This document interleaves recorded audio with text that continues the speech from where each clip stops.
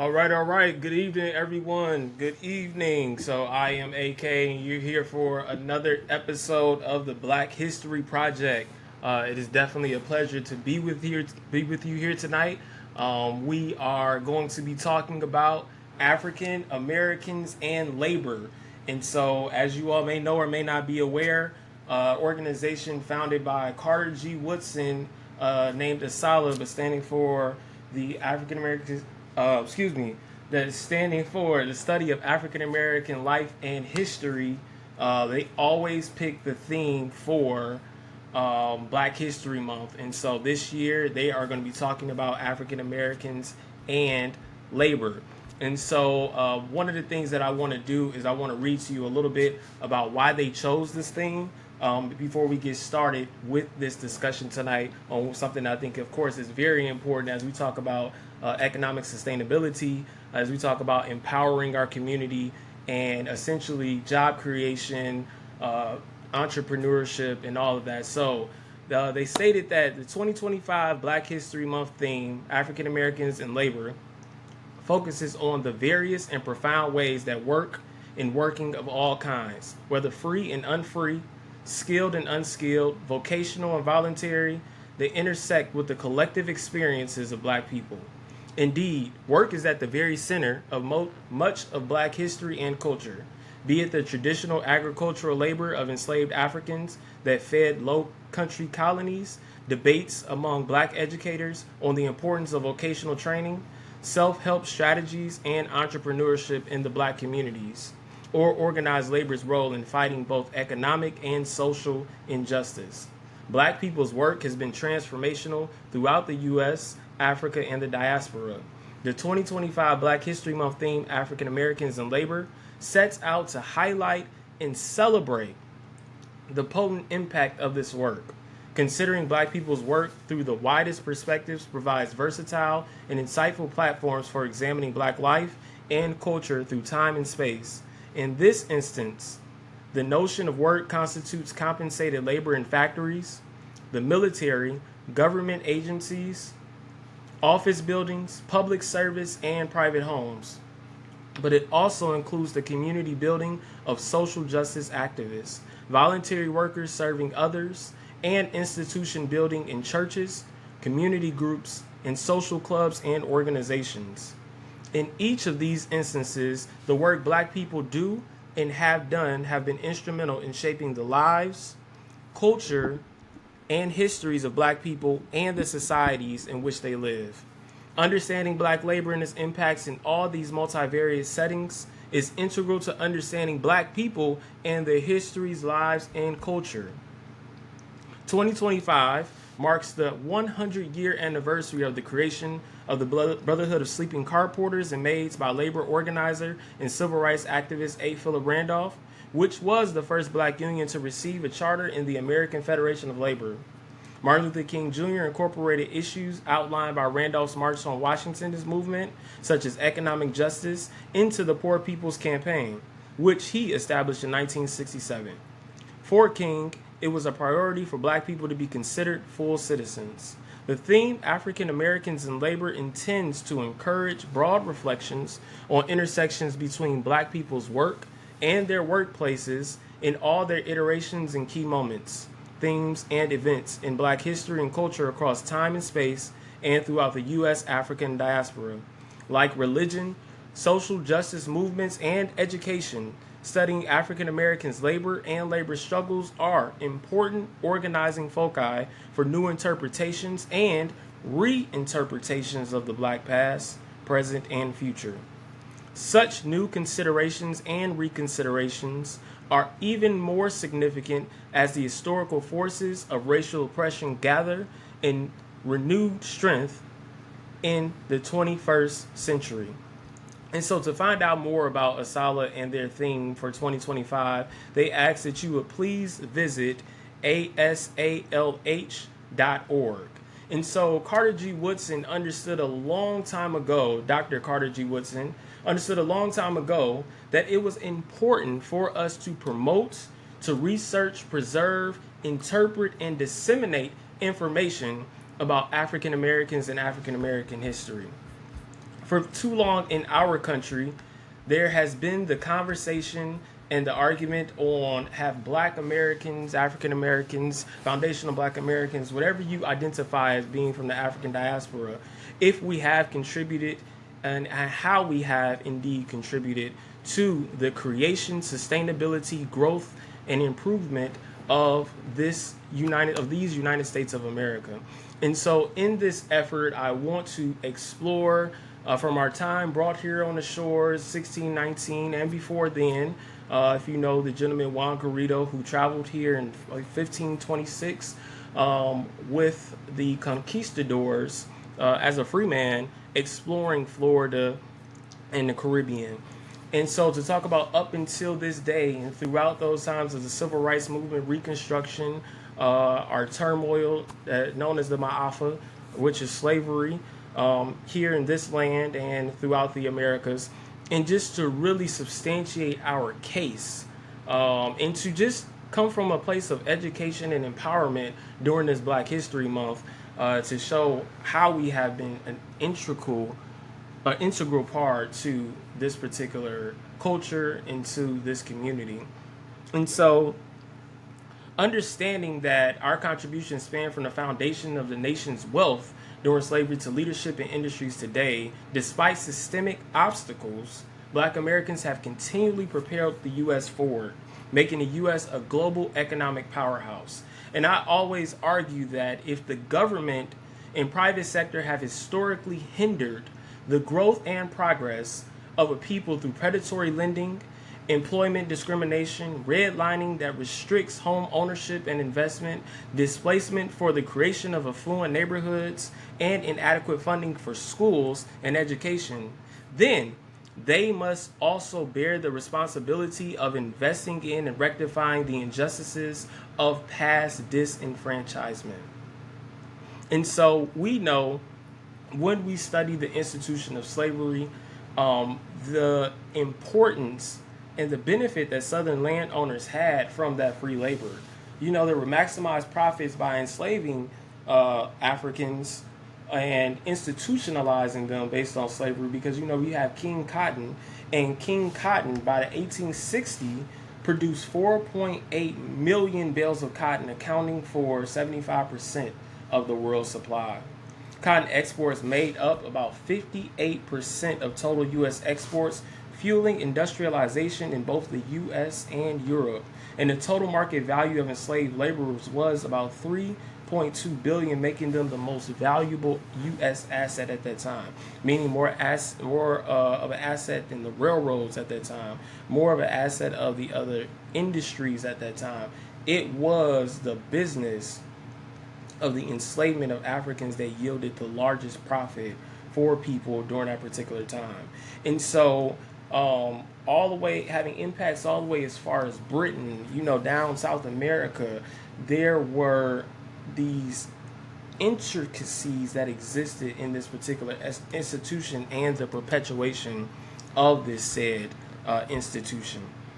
And so, you know, understanding when they talk about, well, how did we build this nation and what involvement did we have? When you talk about the railroads, it wasn't until the creation of the railroads that you were able to have the expansion of products to be able to get from one side of the country to the other side in fast amount of time. Because before, you either had to take it through horseback and carriage, or the next best thing was to put it on a river and to float it up the seacoast. Up the Mississippi River was like the Nile River of the United States of America. And so they used slave labor to build the railroads, and even further utilizing the incarceration at that time, which is convict leasing. There's a very good book called Slavery by Another Name by a gentleman named Douglas Blackman, who explores how even after slavery they found a way to still re-enslave us and to utilize our labor through convict leasing. And so if you know anything about the White House, as the President Barack Obama and Michelle Obama talked about them moving into the White House and how this is a full circle moment for them, because their children are able to exist in a place in which those who were enslaved helped to build this worldwide monument that is dedicated to representing the United States of America. Well, that was done with the hands of free labor, right? So the gentleman who was the architect who won it at the time, his name was James Hoban. And so James Hoban used several of his enslaved carpenters to build the White House, to lay the cornerstone of the White House. They were known for hewing and squaring those bricks that was used, those stones that was used in the White House. And so I always like to say when we talk about these things and we use the names or the abstract idea of slaves, well, with this, looking at the roles in the history, he actually documented a few of those who were enslaved who actually contributed to building the White House.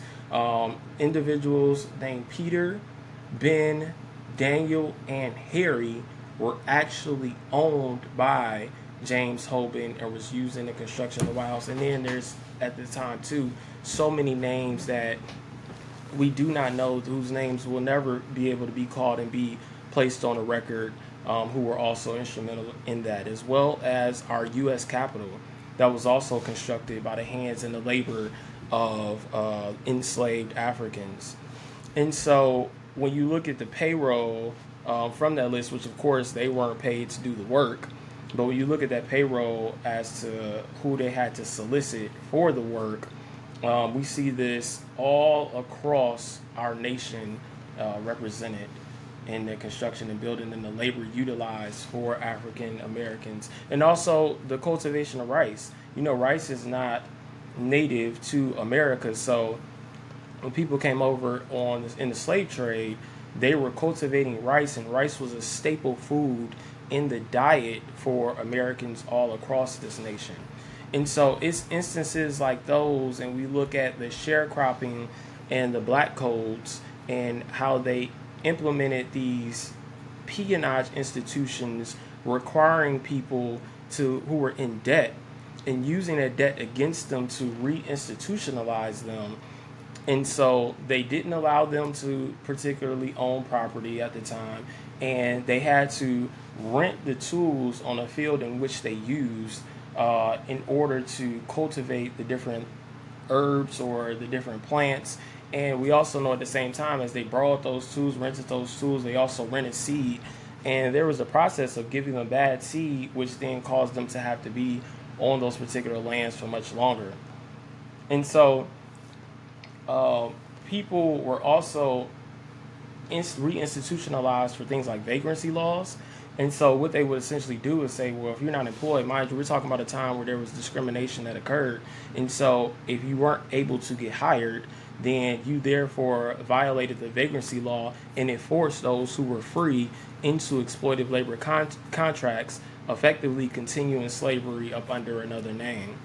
And so in those particular instances, you had agriculture, you had fisheries, you had mining, personal services, and one of the worst industries that you could be in was in those turpentine camps. And so those turpentine camps, of course, violated the civil rights of our black workers, and they always had to suffer and be up under the threat of beatings, attacks, and murders, of course, that occurred as well. And during this particular instance at this moment, there was less than 1% of black Americans who even had the chance to work in professional fields. And so you have this where since the time going through the institution of slavery, you have people working, and you have these remnants of black labor that is contributing to the culture and society in which they find themselves. And then you morph through Reconstruction, and you get to the 1900s, and you get to the industrialization periods of America. And this is also where you have the auto manufacturing, you have the wars that's occurring, because you have World War One from 1911 to 1914, you have the steel mills, and recruiters entice black workers from the South despite resistance from white Southerners to eventually come north. And so also black newspapers were disseminating information to entice people to come up north. Also, like the Chicago Defender, published ads and success stories to encourage migration of Africans. And so New York City ends up booming in their population about 66%. Chicago morphs to about 148%. Philadelphia goes and adds 500% in its population, and Detroit adds about 611% in its particular population. And so, with that, in those instances, you also have to create and have what is called unions. And so, these unions are responsible for maintaining adequate workplaces for African Americans as they find themselves dealing with wage issues, dealing with working conditions, safety. All of this is existing. And so, one of the precursors to what happened with A. Philip Randolph at the time, too, or at the same time, was the National Alliance for Postal and Federal Employees. And so they were in protest and use against photographs for identification in civil service examinations. So essentially, when they wanted to hire somebody or review applications, they would ask for photos. And so the photos was to determine on who this person is with their look, to also be able to determine what their race was. And of course, if they were African American, they would then get relegated down into menial jobs, janitorial positions, those types of positions that weren't really high wage, high earning jobs, but yet African Americans had to suffer through that, and they had to deal with that. And so the alliance that protested in 1914 continued until it was finally eliminated in 1940. Well, in the midst of that, too, you also have the Brotherhood of Sleeping Car Porters that is started and established by the gentlemen who were car porters at the time, which were on the railroad lines. But the person that they picked to identify to represent them was A. Philip Randolph. And so A. Philip Randolph has this organization. He's representing about 18,000 sleeping car porters. And the reason why they even picked him was because he was separate and removed from the work that they were doing, and so as retaliation, the people couldn't fire him. So it was highly smart and highly wise to end up using A. Philip Randolph. And the important ports along these national railroad lines were Chicago, Oakland, St. Louis. So these were the places where they were able to disseminate the information much easier, and to get it across to everybody, to represent the Brotherhood of Sleeping Car Porters. And you also had the Brotherhood of Sleeping Car Porters and maids. So there was a vast amount of women who were also involved in this movement too, and they were intricate as well as the domestic work and for finding improvements among their conditions as well. And so, of course, they ended up putting a lot of pressure on FDR, and they were about to create the March on Washington that predated the March on Washington that happens in 1963.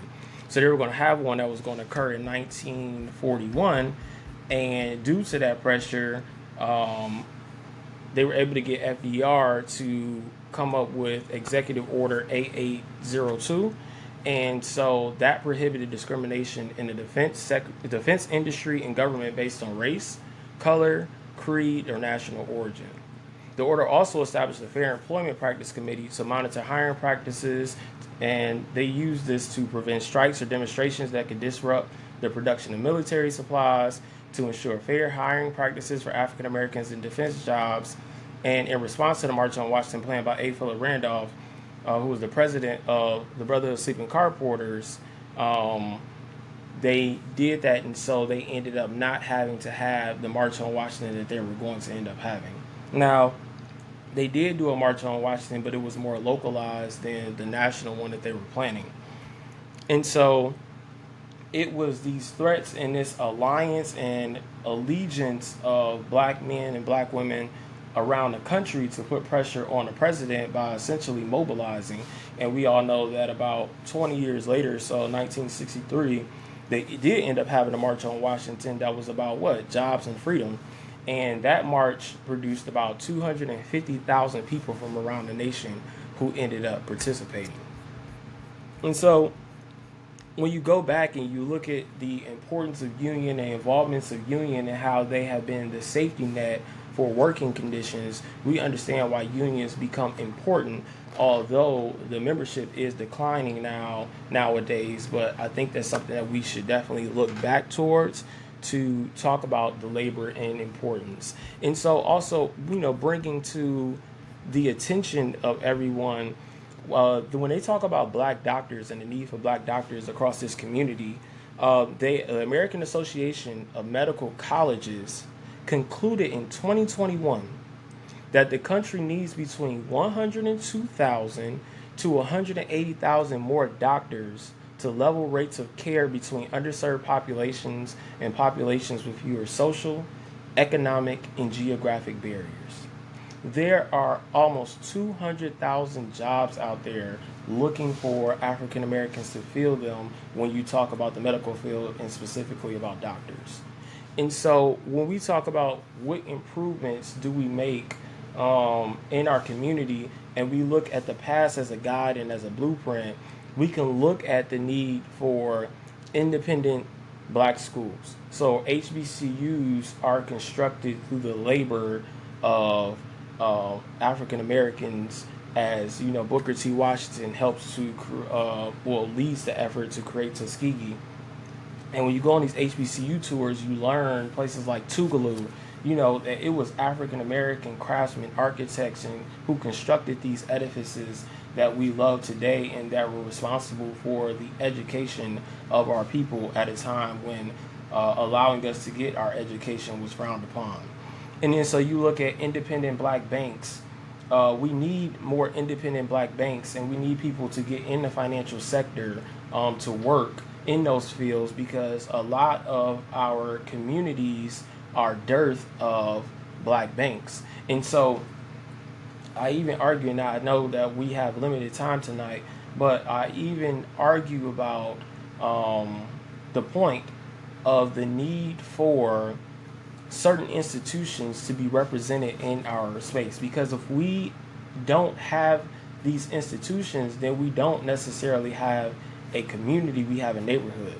And the reason why community is important is because the dollars and the finances need to overturn, and we need to be able to do business effectively in our community. But if we don't have the black banks, if we don't have healthcare facilities within our communities, I always argue that we need manufacturing and distribution centers in our communities, because our people, we always require and ask for jobs, but we need to know who's supposed to provide us with those jobs, and what are we doing to empower ourselves. And I always think about the low-hanging fruit. And so what is the low-hanging fruit where we understand that we can produce the things that we need, that we know that we use every day?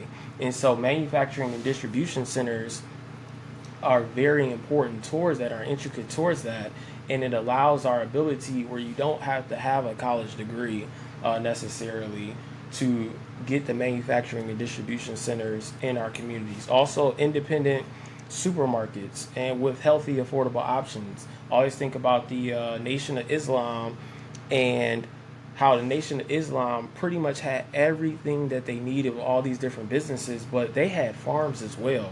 And so you knew where your food was coming from.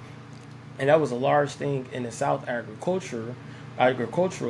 But we know as we started to move towards an industrial and a service economy, we got away from that. But the thing that's at the very root and foundation of our sustenance is always going to be food. And so having healthy options for supermarkets, these are all the different industries that at the same time provide the jobs and use the labor that we need. And so our communities, before we hit integration, had all of these effectively existing within our communities. And so I always say we need to use the past as a blueprint. A lot of times people talk about history and leave history, or want to leave history in the past, and they don't understand that it's supposed to be the connection and the nucleus and the glue for us in the present. And we should open up the pages, have these conversations to learn about, well, when we find ourselves in these particular positions, what can we do about it? What do we do about it? And so we know we have figures today like Robert F. Smith, who is a billionaire. We also had Reginald F. Lewis, who was the first who had the first black-owned billion-dollar company. Back in 1996, TLC Beatrice International Holdings had sales of $2.2 billion and was number 512 on Fortune magazine's list of 1,000 largest companies. I learned about myself about a gentleman. I'm taking Black History Month to further explore and to learn about people. And so, with those themes of African Americans and laborers, I learned about Farrah Gray, a young man who made his first million at the age of 13 and grew up in Chicago. Was from the inner city of Chicago.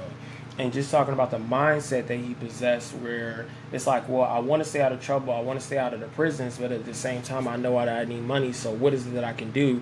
And the best thing that he thought about was to provide essentially the things that the people needed in his immediate vicinity. And so just having the wherewithal to not only make money, but to provide an intricate service is important. When we talk about businesses in a Black community, we know that 161,000 Black-owned employer firms exist as of 2021, which is an increase in uptick from 2017 when we had 124,000. But the Black-owned businesses only employ about 1.4 million workers with 53.6 billion in payroll. And so to add some comparative numbers, when you talk about Hispanics, remember I said 161 for Black-owned employers. Hispanics have 406 employer-owned firms, and their annual employment is about 2.9 million people, and their annual payroll is $124 billion as of 2021. And when you look at white-owned businesses, of course, they have a larger population, but they also have 4.7 million white-owned employer firms as of 2020, accounting for 82% of all such firms in the U.S. across the board. And white-owned businesses employ 104 million people with an annual payroll of $6.3 trillion. So there is definitely a place and space for us, because remember what I said too, that we had 1.4 million workers that had $53.6 billion. So we have to know these numbers so that we can see room for advancement, and so we know where is it that we need to go to understand where we are, and then how do we grow and what our goals should be as well. And so as you move throughout the movement, throughout history, and you talk about the civil rights movement, and you talk about the Fair Housing Acts, because being involved in politics is also a form of being involved in labor. And so your understanding of history is directly tied to your understanding of politics.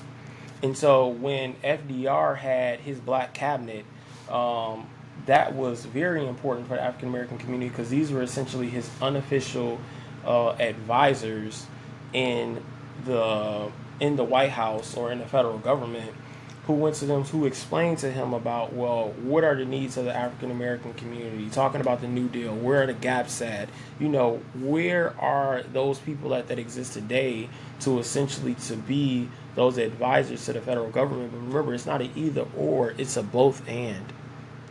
And so in that both and, as you have people that are on the inside, you need people working at the street level as well, on the outside, who are creating the necessary firms that we need, and who are delivering the information and providing the direction and giving the guidance for what is it that we need to do and where do we need to go as well for that.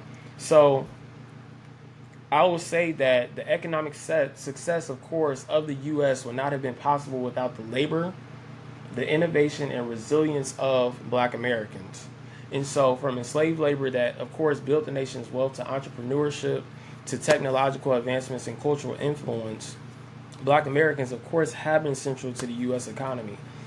We can also explore our inventions, inventing the doorknob. I was talking to some children the other day, and we were talking about Alexander Miles, who invented the automatic elevator door that opens and closes. Or speaking about Frederick Jones, who invented the AC unit, but was the window AC unit. And due to his particular invention, he also constructed and created the refrigeration truck. And so our food travels across this nation based off of the advancements and innovations of our people, who invented things way back when and is still contributing to the success of this country today. So it's just take the time. This isn't like an exhaustive conversation, exhaustive list, because you can add to it in the comments about things that you learned and how our labor has improved and was included and instrumental in America's founding. But I just know that it's highly important for us to have that conversation and to make these identifiers. And so what we wanted to do with the Black History Project is to have a short segment that focused on some of these little tidbits and highlights throughout the nation, and to at least spark the discussion and bring to you what the theme was for African American Black History Month this year. And so with that, I am AK. Please like, comment, and subscribe. Learn more, talk about more. Is going on with Black History Month. And also, we're going to continue to do this. We're going to have a discussion next week. We don't want to make these too long, but we wanted to make sure that we did have these particular conversations with you all. So again, I am AK with Black History Project. We will be streaming another segment next week, bringing on one of our other teachers to talk about the theme of African Americans and labor, to talk about African American progress, and definitely look forward to learning more and to engaging with everyone as we move through Black History Month and as we move throughout the year. So remember, like, comment, share, subscribe. Black History Project Inc. Thank you and good night.